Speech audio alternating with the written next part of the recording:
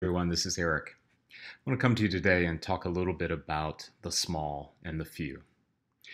Inside of our emotional intelligence model at Spirit of EQ, we have a competency that's called Pursue Noble Goals. And on the face of it, pursuing a noble goal can sound big. And quite frankly, in some of the conversations I've had with our clients, it does seem that way because we start talking about purpose and meaning and all of that kind of thing. Almost feels like a Mount Everest that we have to climb. Today, I want to kind of give you a clue as to how that's achieved without it being so seemingly insurmountable. And what that is thinking about the few and the small. So stay with me for a moment and think about where you have influence. And I know we live in an age where the idea is to go big, right? To achieve big things, to have notoriety and awards and accolades. And if we think social media, maybe it's likes or mentions or what have you.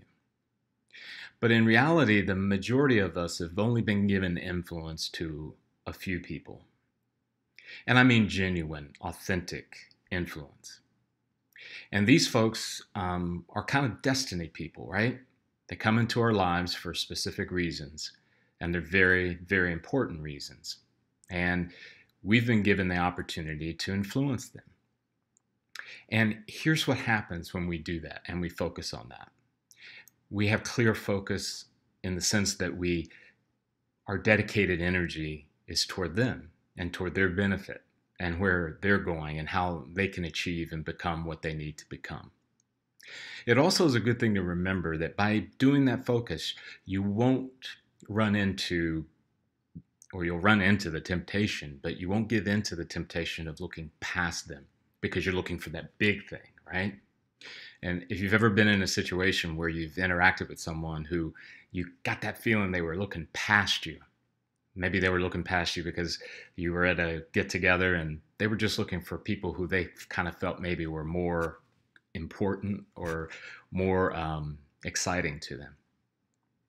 But this focus is one that you remember that what's in front of you is the most important thing, and the people in front of you are the most important thing.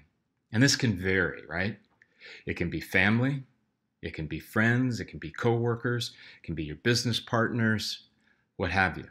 And hear me out clearly. I'm not saying by any stretch that if you are someone that has influence over a lot of people, that that's a bad thing. It's not.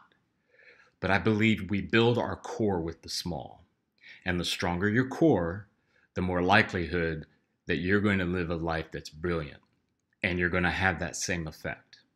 So let's relax a little bit and focus more on the few, the small, instead of jumping into chasing after that big thing first.